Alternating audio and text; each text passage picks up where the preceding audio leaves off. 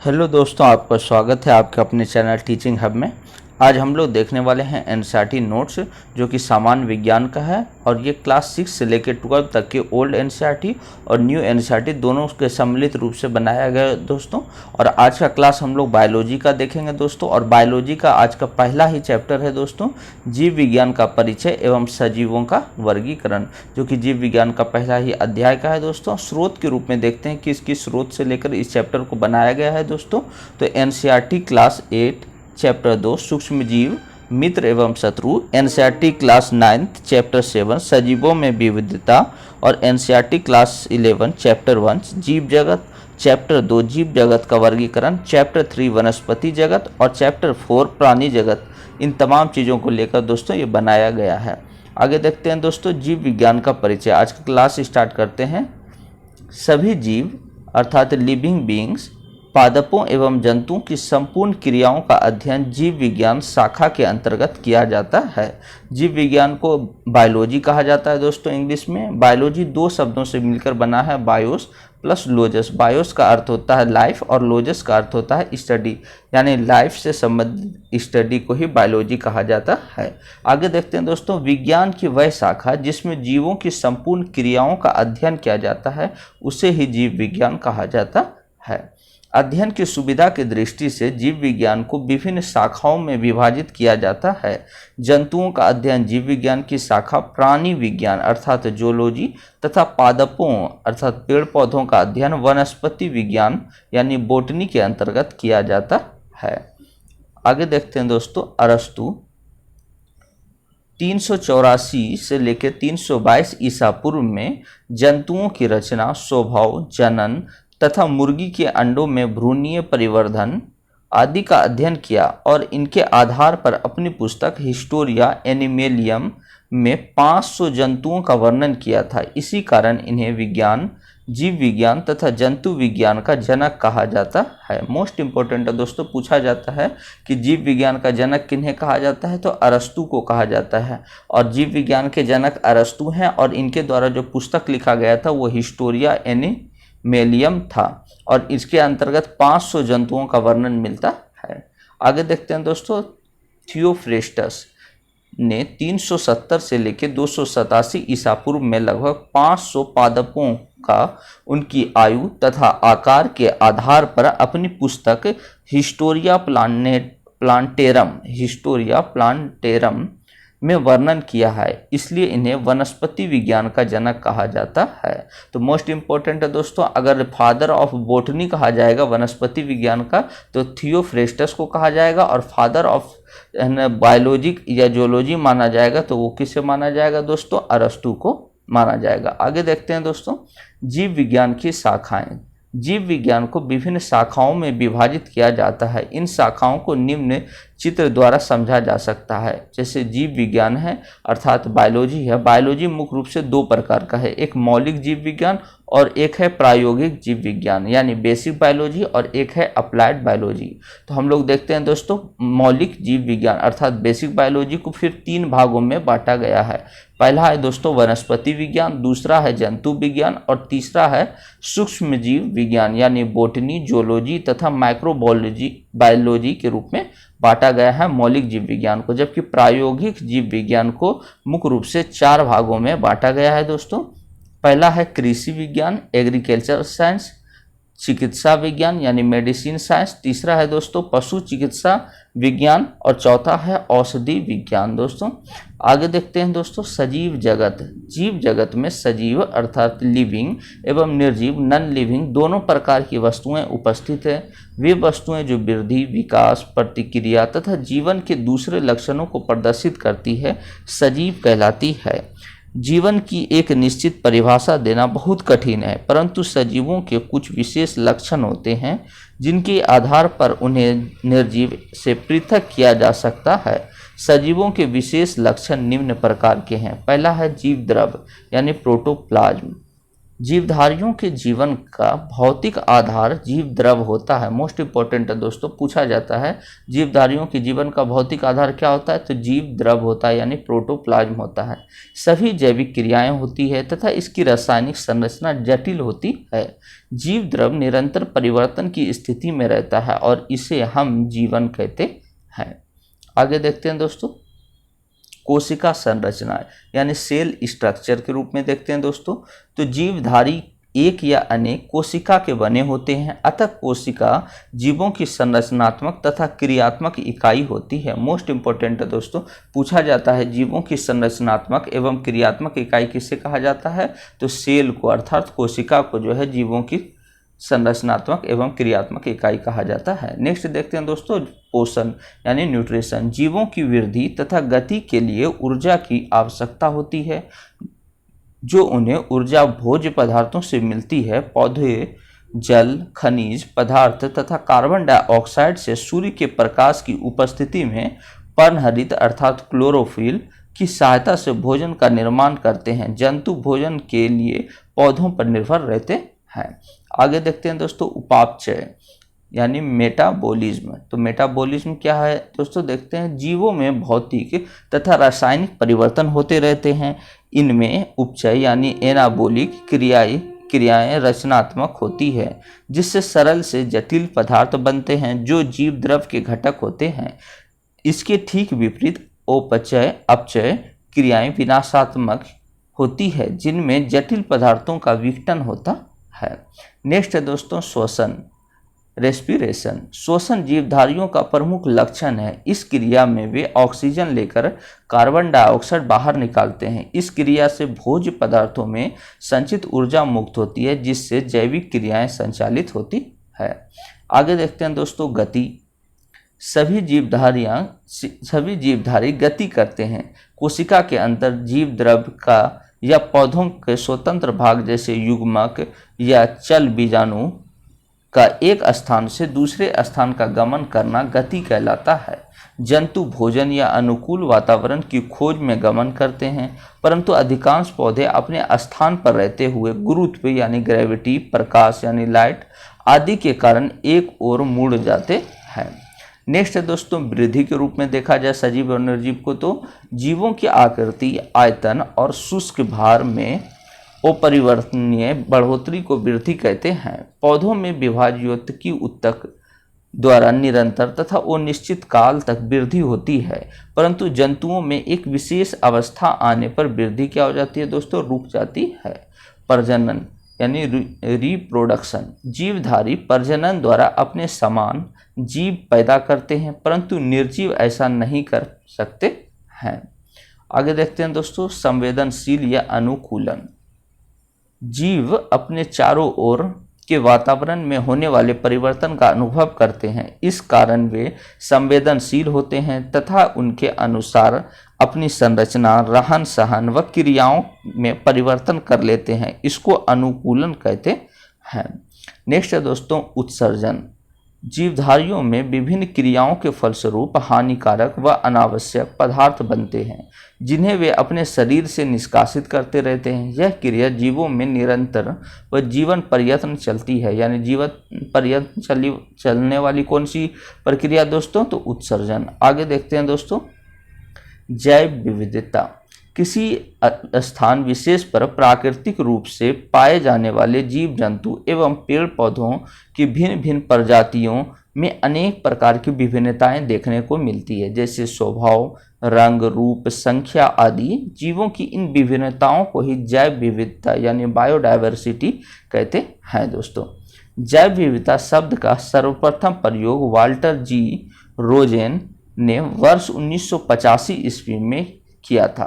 Most important है दोस्तों, पूछा जाता है कि जैव विविधता शब्द का प्रयोग सर्वप्रथम किसने किया था, तो वाल्टर जी रोजेन ने किया था। कब किया था दोस्तों, तो 1985 में किया था। जीवों में मिलने वाली इस विविधता के कारण ही प्रकृति में संतुलन बना रहता है और संपूर्ण परितंत्र यानी इकोसिस्टम की खाद्य आपूर्ति होती रहती है। एक अनुमान के अनुसार पृथ्वी ग्रह पर समस्त जीवों की करीब 10 मिलियन जातियां पाई जाती है। इनमें से केवल 1 या 2 मिलियन जातियां ही खोजी गई है वर्तमान में, जबकि मिलता है पृथ्वी पर तकरीबन 10 मिलियन जातियां पाई जाती है। पृथ्वी पर कुछ गर्म और नमी वाला भाग जो कर्क रेखा और मकर रेखा के बीच स्थित है, वहां के पादपों और जंतुओं में अत्यधिक विविधता पाई जाती है। मोस्ट इंपॉर्टेंट है दोस्तों, पूछा जाता है कि कहाँ के जंतुओं में सबसे ज़्यादा विविधता पाई जाती है, तो कर्क रेखा और मकर रेखा के बीच के क्षेत्र वाले जंतुओं में रहने वाले जंतुओं और पादपों में सबसे अधिक विविधता पाई जाती है। यह क्षेत्र ही मेगा डाइवर्सिटी क्षेत्र कहलाता है, जैसे ऑस्ट्रेलिया, भारत, चीन, Brazil, Colombia, Indonesia, Malaysia, Ecuador, Peru, Madagascar, Zaire इत्यादि, मैक्सिको इत्यादि देशों में जो है मुख्य रूप से विविधता ज़्यादा पाई जाती है।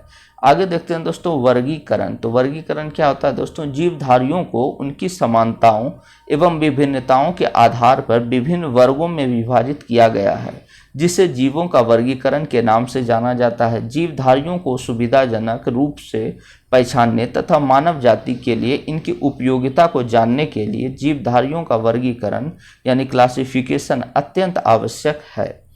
वर्गीकरण की सहायता से नए जीवों की खोज आसान होती है। इसकी सहायता से किसी वर्ग के सभी जीवों के अध्ययन में भी सुविधा मिलती है। नेक्स्ट देखते हैं दोस्तों, जीवों के वर्गीकरण से यह ज्ञात होता है कि किस प्रकार सरल संरचना वाले एक कोशिकीय जलीय जीव वो से विभिन्न वातावरण में रहने वाले जटिल जीवों का विकास हुआ है। वर्गीकरण की सहायता से जीवों में पाई जाने वाली अकार्यकीय समानताओं एवं विभिन्नताओं के कारणों का भी पता चलता है। वर्गीकरण से जीवों के विकास क्रम का ज्ञान होता है। वर्गीकरण पद्धति का मुख्य कार्य वर्गीकरण की आधारभूत इकाइयों को पहचानना तथा उनका वर्णन करना होता है। जैसे जातियों और समान वर्ग की जातियों को क्रमशः संबंधों के आधार पर उच्च वर्गों में विभाजित या वर्गीकृत किया जाता है। आगे देखते हैं दोस्तों, वर्गीकरण का आधार क्या क्या है? तो सजीवों के कुछ विशेष लक्षण होते हैं जिनके आधार पर उन्हें वर्गीकृत किया जाता है। ये लक्षण निम्नलिखित हैं। पहला है कोशिका संरचना यानी सेल स्ट्रक्चर। प्रोकैरियोटिक और यूकैरियोटिक कोशिका की संरचना अलग अलग होती है। यानी कोशिका की संरचना के आधार पर देखा जाए तो प्रोकैरियोटिक और यूकैरियोटिक कोशिका की संरचना अलग अलग होती है। यूकैरियोटिक कोशिकाओं में झिल्लीबद्ध कोशिकांग पाए जाते हैं और सुविकसित केंद्रक भी पाए जाते हैं। इसके कारण ही कोशिका के विभिन्न भागों में कोशिकीय क्रियाएं होती है, जबकि प्रोकैरियोटिक कोशिका में झिल्ली युक्त कोशिकांग अनुपस्थित होते हैं और जैव रासायनिक प्रक्रिया विभिन्न होती है। आगे देखते हैं दोस्तों, शारीरिक संरचना बॉडी स्ट्रक्चर। एक कोशिकीय यानी यूनिसेलुलर से लेकर बहुकोशिकीय यानी मल्टीसेलुलर जीवों में शरीर संरचना अलग अलग होती है। समूहों में पाए जाने वाली कोशिकाओं में किसी जीव का निर्माण करने की क्षमता पाई जाती है। ये कोशिकाएं श्रम विभाजन प्रदर्शित करती है और ऊतकों एवं अंगों से मिलकर अंग तंत्र का निर्माण करती है, जबकि एक कोशिकीय जीवों में ये सभी लक्षण अनुपस्थित होते हैं। शारीरिक संरचना के रूप में इस तरीके से हम समझ सकते हैं दोस्तों। आगे देखते हैं दोस्तों, पोषण के आधार पर दो प्रकार के जीव होते हैं। एक होते हैं स्वपोषी और दूसरे होते हैं विषमपोषी यानी ऑटोट्रॉप्स और हेटेरोट्रॉप्स। ये जीव अपना भोजन प्रकाश संश्लेषण की क्रिया द्वारा स्वयं करते हैं। तो स्वपोषी अपना भोजन कैसे प्राप्त करते हैं दोस्तों? तो प्रकाश संश्लेषण की क्रिया द्वारा स्वयं भोजन प्राप्त करते हैं, जबकि विषमपोषी ये जीव अपना भोजन स्वपोषी जीवों से प्राप्त करते हैं। आगे देखते हैं दोस्तों, शारीरिक संगठन बॉडी ऑर्गेनाइजेशन। पादपों और जंतुओं में अलग अलग प्रकार की शारीरिक संगठन होता है। पादपों में जंतुओं की अपेक्षा विभिन्न प्रकार के ऊतक पाए जाते हैं जो उनके शारीरिक संगठन को जंतुओं से अलग करते हैं। नेक्स्ट है दोस्तों, कार्यात्मक संगठन। शारीरिक संगठन की तरह कार्यात्मक संगठन में भी विभिन्नता पाई जाती है।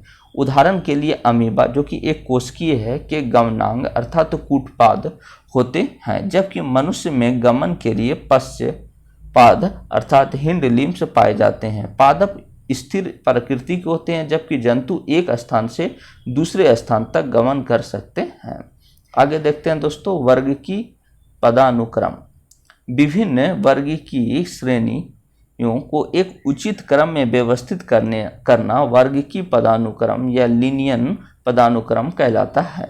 वर्गीकरण का आधारभूत इकाई जाति अर्थात स्पीशीज है। मोस्ट इंपोर्टेंट लाइन है दोस्तों, पूछा जाता है कि वर्गीकरण का आधारभूत इकाई क्या है, तो जाति यानी स्पीशीज है दोस्तों। जीव विज्ञान की वह शाखा जिसके अंतर्गत वर्गीकरण एवं इसके मूल सिद्धांतों का अध्ययन किया जाता है वर्गीकी यानी टैक्सोनोमी कहलाती है। आगे देखते हैं दोस्तों इसके वर्गीकरण को देखते हैं। तो मुख्य रूप से इसके वर्गीकरण को इस रूप में हम लोग समझ सकते हैं दोस्तों, आरोही क्रम और अवरोही क्रम। यानी सबसे पहले अगर देखते हैं दोस्तों तो जाति होती है और विभिन्न जाति मिलके वंश का निर्माण करती है, यानी जातियों का समूह वंश कहलाता है और वंशों के समूह से कुल होता है और कुलों के समूह से गण का निर्माण होता है दोस्तों। जबकि गण के समूह से जो है एक से अधिक संबंधित गण जो होता है वो वर्ग का निर्माण करता है और एक से अधिक जो वर्ग मिलके जो है दोस्तों संघ या प्रभाग का निर्माण करता है और उच्चतम वर्ग की श्रेणी के रूप में जो है जगत को जाना जाता है। तो इस रूप में अगर कहा जाए दोस्तों अवरोही क्रम में तो बढ़ते क्रम में जाति, वंश, कुल, गण, वर्ग, संघ या प्रभाग और जगत के रूप में बढ़ता चला जाता है दोस्तों। जबकि आरोही क्रम में यानी घटते क्रम में देखा जाए अगर दोस्तों तो इस रूप में जगत, संघ, वर्ग, गण, कुल, वंश और जाति के रूप में आता है। इसके कुछ उदाहरण के रूप में देखते हैं दोस्तों। अगर जगत के रूप में देखा जाए तो प्लांटी और एनिमेलिया जगत के रूप में आता है। संघ के रूप में जंतुओं के लिए संघ तथा पादपों के लिए प्रभाग होता है। तो संघ या प्रभाग में क्या अंतर है, जंतुओं के लिए संघ माना जाता है दोस्तों, जबकि पादपों के लिए प्रभाग माना जाता है। एक या अधिक संबंधित गण जो है मिलकर वो वर्ग का निर्माण करते हैं। उदाहरण के लिए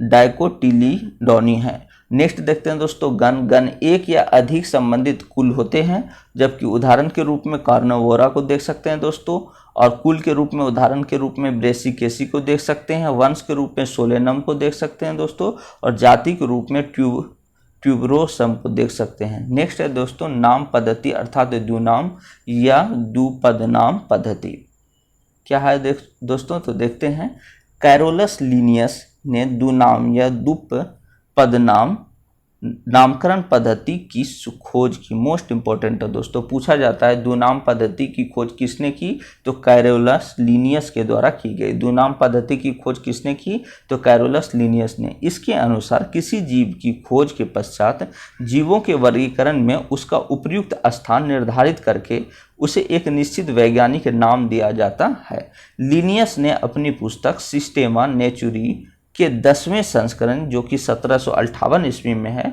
इसका वर्णन किया है। अपने महत्वपूर्ण योगदान के कारण इन्हें वर्गीकरण विज्ञान का जनक कहा जाता है। मोस्ट इंपॉर्टेंट है दोस्तों, पूछा जाता है वर्गीकरण विज्ञान का जनक यानी फादर ऑफ टैक्सोनॉमी के जनक कौन है, तो कैरोलस लिनियस को माना जाता है, क्योंकि इन्होंने द्विनाम पद्धति दिया है दोस्तों। आगे देखते हैं दोस्तों, इस पद्धति के अनुसार प्रत्येक जीव के नाम के 2 भाग होते हैं। पहला भाग जीव के श्रेणी या वंश यानी जेनस को प्रदर्शित करता है, इसे जेनेरिक नाम कहते हैं, तथा दूसरा भाग जीव की जाति यानी स्पीशीज को प्रकट करता है और इसे विशिष्ट नाम कहते हैं। वैज्ञानिक नाम इटैलिक में लिखे जाते हैं, जैसे घरेलू चिड़िया का वैज्ञानिक नाम पैसर डोमेस्टिकस है, जहां पैसर वंश को तथा डोमेस्टिकस जो है वो जाति को निरूपित करता है। चलिए दोस्तों कुछ उदाहरण देख लेते हैं। वर्गीकी संवर्ग सहित कुछ जीव।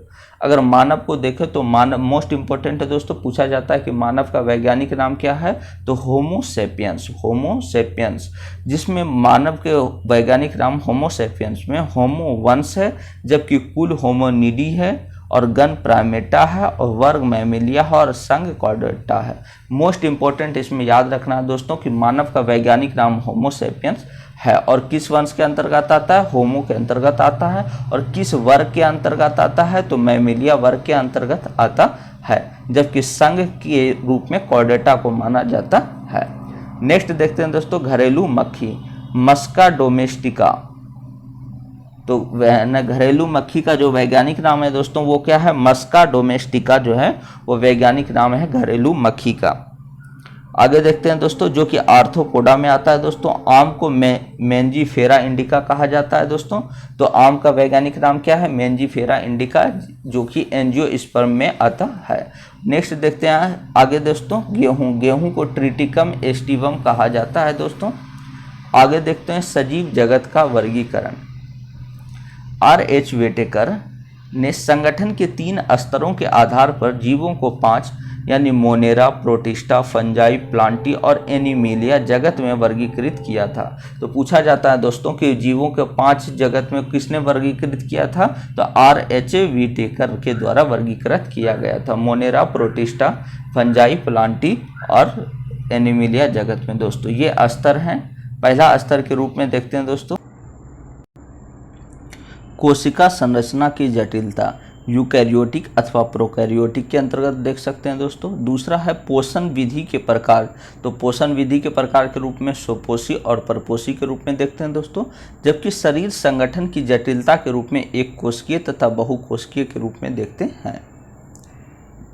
आगे देखते हैं दोस्तों कार्ल वॉस ने मोनेरा जगत को 2 डोमेन यानी आर्किया एवं बैक्टीरिया में विभक्त किया तथा शेष सभी जीवों को यूकेरिया डोमेन में रखा। वेटेकर द्वारा प्रस्तुत 5 जगत वर्गीकरण की प्रमुख विशेषताएं निम्नवत हैं। मोस्ट इंपॉर्टेंट है, वेटेकर ने कौन सा 5 जगत का नियम किसने दिया, तो वेटेकर के द्वारा दिया गया। उन्हीं में है, पहला है मोनेरा। इसमें उपस्थित जीवों का शरीर एक कोशिकीय, प्रोकैरियोट तथा मुख्य कोशिकांग अनुपस्थित होते हैं। जीव कशाभिकाएं की सहायता से गमनशील होते हैं। आगे देखते हैं दोस्तों, जीव प्रकाश संश्लेषण या अवशोषण द्वारा पोषण प्राप्त करते हैं। जीवों में जनन अलैंगिक एवं विखंडन विधि द्वारा होता है। विकासीय स्थिति के आधार पर जीवाणु 2 प्रकार के होते हैं, आदिम आर्कोबैक्टीरिया तथा वास्तविक युग बैक्टीरिया। आगे देखते हैं दोस्तों आर्की बैक्टीरिया क्या है दोस्तों, तो यह आद्य यानी प्रीमेटिव प्रोकैरियोट का समूह है तथा इन्हें सजीव जीवाश्म भी कहते हैं। ये चरम वातावरणों जैसे नमक की उच्च सांद्रता, उच्च तापक्रम, अम्लीय तथा क्षारीय माध्यम व गंधक स्रोत में जीवित रहते हैं। अतः इनमें प्रायः अलैंगिक जनन पाया जाता है, लैंगिक जनन अनुपस्थित होता है। दूसरा देखते हैं दोस्तों यू बैक्टीरिया। इनको लुवेन हॉक 1676 ईस्वी में खोजा तथा एहरेन वर्ग जो कि 1928 ईस्वी में ने इन्हें बैक्टीरिया नाम दिया। यानी यू बैक्टीरिया को जो बैक्टीरिया नाम दिया किसने दिया, तो एहरेन वर्ग ने 1928 में दिया। लुई पास्चर ने किण्वन पर कार्य किया तथा इन्हें सूक्ष्म जीव विज्ञान का जनक कहते हैं। तो मोस्ट इंपॉर्टेंट है दोस्तों, माइक्रोबायोलॉजी का जनक किन्हें कहा जाता है, तो लुई पास्चर को कहा जाता है। यानी सूक्ष्म जीव विज्ञान का जनक लुई पास्चर को कहा जाता है। जीवाणु अति सूक्ष्म एक कोशिकीय सभी स्थलों पर विद्यमान उच्च ताप से न्यूनतम तक पाए जाते हैं। आगे देखते हैं दोस्तों जीवाणु की विशेषताएं। ये सबसे सरल तथा आद्य यानी सिंपल एंड प्रिमेटिव जीव हैं। यह प्रायः एक कोशिकीय यूनिसेलुलर होते हैं जो स्वतंत्र रूप से यह समूह में रहते हैं। ये अति सूक्ष्म कोशिकाओं के रूप में साधारणतः 2 से 10 माइक्रो तक व्यास वाले होते हैं। जीवाणु कोशिका की कोशिका भित्ति मोटी तथा काइटिन की बनी होती है। कोशिका द्रव में विभिन्न प्रकार के कोशिकांग यानी सेल, ऑर्गेनल जैसे गोल्जिकाय, माइटोकॉन्ड्रिया व अंतःप्रद्रवी जालिका आदि नहीं होते हैं, किंतु राइबोसोम कोशिका द्रव में स्वतंत्र रूप से पाए जाते हैं। इनमें वास्तविक केंद्रक नहीं होता है क्योंकि इनमें केंद्रीय झिल्ली का अभाव होता है। इनमें केंद्रिका यानी न्यूक्लियस भी नहीं होता है, अर्थात यह एक असीम केंद्रीय या प्रोकैरियोटिक जीव होते हैं। इनका आकार मुख्यतः गोल, छड़ाकार या सर्पिलाकार होता है। इनमें सामान्यतः पर्णहरित नहीं होता है, अतः पोषण के लिए ये प्रायः परजीवी या मृतजीवी ही होते हैं। कुछ जीवाणुओं में भिन्न प्रकार के पर्णहरित जैसे बैक्टीरियो क्लोरोफिल, बैक्टीरियोविरिडीन आदि पाए जाते हैं। ये जीवाणु स्वपोषी होते हैं तथा अन्य कुछ जीवाणु जैसे रसायन संश्लेषी भी होते हैं। इनमें प्रचलन कसाब यानी सीलिया या कसाभिका यानी फ्लैजेला द्वारा होता है। जीवाणु में प्रजनन प्रायः द्विविभाजन यानी बाइनरी फ्यूजन द्वारा होता है यानी संपन्न होता है। मोस्ट इंपॉर्टेंट है दोस्तों, पूछा जाता है कि जीवाणु में जो प्रजनन है वो किसके द्वारा होता है, तो द्विविभाजन के द्वारा होता है। नेक्स्ट देखते हैं दोस्तों, आगे है साइनोबैक्टीरिया। तो साइनोबैक्टीरिया क्या होता है दोस्तों, इन्हें नील हरित साइनोबैक्टीरिया इन्हें नील हरित शैवाल यानी ब्लू ग्रीन एल्गी भी कहते हैं। तो साइनोबैक्टीरिया का दूसरा नाम क्या है दोस्तों, नील हरित शैवाल। इनमें हरित पादपों की तरह पर्ण हरिम अल्फा क्लोरोफिल अल्फा पाया जाता है तथा ये प्रकाश संश्लेषी यानी स्वपोषी होते हैं। साइनोबैक्टीरिया एक कोशिकीय, क्लोनीय अथवा तंतुमय और लवण जलीय, समुद्री तथा स्थलीय शैवाल हैं। इनको कॉलोनी प्रायः जेलीनुमा आवरण से ढकी रहती है जो प्रदूषित जल में बहुत फलते फूलते हैं। आगे देखते हैं दोस्तों, नील हरित शैवाल नॉस्टॉक एवं एनाबीना पर्यावरण के नाइट्रोजन को हेट्रोसिस्ट नामक विशिष्ट कोशिकाओं द्वारा स्थिर कर सकते हैं।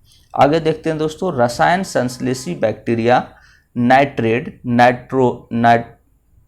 नाइट्रेट एवं अमोनिया जैसे विभिन्न अकार्बनिक पदार्थों को ऑक्सीकृत कर उनसे मुक्त ऊर्जा का उपयोग एटीपी उत्पादन के लिए करते हैं। ये नाइट्रोजन, फास्फोरस, आयरन एवं सल्फर जैसे पोषकों के पुनर्चक्रण अर्थात रिसाइकल में महत्वपूर्ण भूमिका निभाते हैं। इनमें जनन कायिक एवं अलैंगिक प्रकार का होता है, यानी जो इनमें जनन कायिक होता है वो अलैंगिक प्रकार का होता है। दूसरा देखते हैं दोस्तों, प्रोटेस्टा। पहला हम लोगों ने मोनेरा देखा, दूसरा देखते हैं दोस्तों प्रोटेस्टा। तो प्रोटेस्टा में क्या होता है दोस्तों, यह मुख्यतः जलीय जीव है। प्रोटेस्टा जो है मुख्य रूप से कैसा जीव है, तो जलीय जीव है दोस्तों। अधिकांश प्रोटिस्ट नम स्थानों तथा जलाशय की सतहों पर प्लवक के रूप में मिलते हैं। कुछ प्रोटिस्ट जंतुओं के शरीर में परजीवी के रूप में पाए जाते हैं। इस जगत के सदस्य समानतः एक कोशिकीय, कभी कभी बहुकोशिकीय भी होते हैं। यानी प्रोटिस्टा के जो सदस्य हैं वो समानतः एक कोशिकीय ही होते हैं, लेकिन कभी कभी बहुकोशिकीय भी होते हैं। आगे देखते हैं दोस्तों, इनकी उत्पत्ति मोनेरा से ही हुई है। यानी प्रोटेस्टा की जो उत्पत्ति है वो मोनेरा से ही मानी जाती है तथा उच्च जीवों जैसे कवक, प्लांटी, एनिमेलिया की उत्पत्ति इनसे हुई मानते हैं। इनकी कोशिकाओं में यूकैरियोटिक संगठन होता है। कोशिका झिल्ली युक्त कोशिकांग पाए जाते हैं। सुविकसित केंद्रक जो कि 80S और 70S के राइबोसोम कोशिका द्रव्य प्रवाही गति में रहता है। कोशिका भित्ति सेलुलोज की बनी होती है। यानी इसमें जो है प्रोटेस्टा में जो है कोशिका भित्ति किसकी बनी होती है दोस्तों, तो सेलुलोज की बनी होती है। इनमें गति अमीबीय तथा कसाभिकी पक्षमावी प्रकार की होती है। पक्षमाव या कसाभिका में 9+2 सूक्ष्म नलिका व्यवस्था पाई जाती है। जीवों में कायिक, अलैंगिक व लैंगिक प्रजनन विधियां तथा सभी प्रकार के सूत्र विभाजन मिलते हैं। आगे देखते हैं दोस्तों, चलनांगों के आधार पर प्रोटोजोआ को 4 भागों में बांटा गया है। यानी चलनांगों के आधार पर प्रोटोजोआ को कितने भागों में बांटा गया है, तो 4 समूह में बांटा गया है। आगे देखते हैं दोस्तों, अमीबीय प्रोटोजोआ। इनमें चलन के लिए कूटपाद पाए जाते हैं। पहला है अमीबीय प्रोटोजोआ, इनमें चलन के लिए कूटपाद पाए जाते हैं। उदाहरण के रूप में अमीबा और एंट अमीबा है। दूसरा है कसाबीय प्रोटोजोआ, इनमें कसाब द्वारा चलन होता है। उदाहरण के लिए ट्रिप्नोसोमा। नेक्स्ट है पक्षमावी प्रोटोजोआ, इसमें चलन हेतु पक्षमाप पाए जाते हैं। ये सबसे विकसित प्रोटोजोआ प्राणी होते हैं। उदाहरण के लिए पैरामीशियम। आगे देखते हैं दोस्तों, स्पोरोजोआ।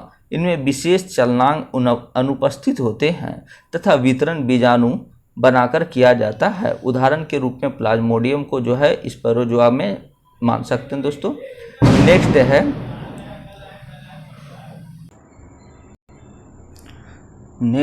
कवक। ये सर्वव्यापी अर्थात विश्व के सभी भागों में पाए जाते हैं। यानी कवक जो होता है वो सर्वव्यापी होता है और विश्व के सभी भागों में पाए जाते हैं। कवक अर्थात फंगी मुख्यतः यूकैरियोटिक बहुकोशिकीय एवं परजीवी या मृतोपजीवी होते हैं। इनमें पर्णहरिम अनुपस्थित होता है। यानी पर्णहरित जो है इसमें नहीं होता है दोस्तों कवकों में, और यह सर्वव्यापी है अर्थात विश्व के सभी भागों में पाया जाता है। कवक का शरीर लंबी धागे नुमा संरचनाओं का बना होता है, जिन्हें कवक तंतु या हाइफी कहते हैं। संयुक्त रूप से हाइफी के साथ कवक के शरीर को कवक जाल कहते हैं। कवक की कोशिका भित्ति काइटिन नामक जटिल शर्करा की बनी होती है। मोस्ट इंपॉर्टेंट है दोस्तों, पूछा जाता है कि कवक का जो कोशिका भित्ति है वो किसकी बनी होती है, तो काइटिन की बनी होती है। कोश कवक और कोश काइटिन, अर्थात कवक की जो कोशिका भित्ति है वो काइटिन की बनी होती है। कवकों की कुछ प्रजातियां नील हरित शैवाल साइनोबैक्टीरिया के साथ अंतः संबंध बनाती है, जिसे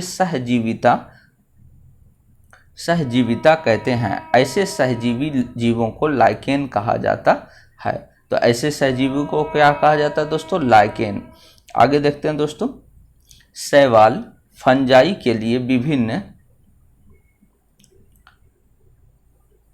शैवाल कवक अर्थात फंजाई के लिए भोजन संश्लेषित करता है और कवक शैवाल को आश्रय देता है तथा खनिज एवं जल का अवशोषण करता है। इनके घनिष्ठ सहवास के कारण यह अनुमान लगाना असंभव है कि इसमें दो विभिन्न जीव हैं। लाइकेन प्रदूषण के लिए सबसे अच्छे संकेतक हैं क्योंकि ये प्रदूषित क्षेत्रों में नहीं उगते हैं। मोस्ट इम्पोर्टेंट है दोस्तों, पूछा जाता है कि लाइकेन जो है कि किस चीज़ का उपयोग जो है प्रदूषण के संकेतक के रूप में किया जाता है, तो लाइकेन का प्रयोग जो है प्रदूषण के संकेतक के रूप में भी किया जाता है दोस्तों। ये उच्च पादपों जैसे पाइनस के मूल के साथ सहजीवी कवक मूल संबंध बनाते हैं। उदाहरण के लिए ईस्ट, एस्परजिलस, पेनिसिलियम, राइजोपस एवं एगेरिस खाद्य मशरूम। कवक में भोज्य पदार्थ अर्थात ग्लाइकोजन अथवा तेल के रूप में संचित रहता है। कवक में जनन प्रायः निम्न प्रकार के होते हैं। पहला है लैंगिक, अलैंगिक और तीसरा है कायिक। तो इसमें दो युग्मकों अथवा दो केंद्रकों का संयुग्मन होता है लैंगिक में दोस्तों, जबकि अलैंगिक में बीजाणु द्वारा इसमें अलैंगिक जनन होता है, जैसे म्यूकर और राइजोपस इसके उदाहरण हैं। तीसरा देखते हैं दोस्तों, विखंडन के द्वारा, जो कि कायिक में होता है अथवा कलिकाओं के द्वारा होता है, कायिक जनन होता है। थैंक यू दोस्तों। अगर वीडियो आप लोगों को अच्छा लगा हो तो प्लीज़ चैनल को लाइक एंड सब्सक्राइब कर लें दोस्तों, और प्लीज़ वीडियो को ज़्यादा से ज़्यादा शेयर करें दोस्तों। ये पार्ट 1 है वीडियो दोस्तों, और नेक्स्ट वीडियो जो है आपको इसके बाद मिलेगा दोस्तों, क्योंकि ये चैप्टर बहुत बड़ा है, इसी के लिए छोटे छोटे पार्ट में 2 पार्ट में इस वीडियो को बनाया जा रहा है दोस्तों। थैंक यू दोस्तों।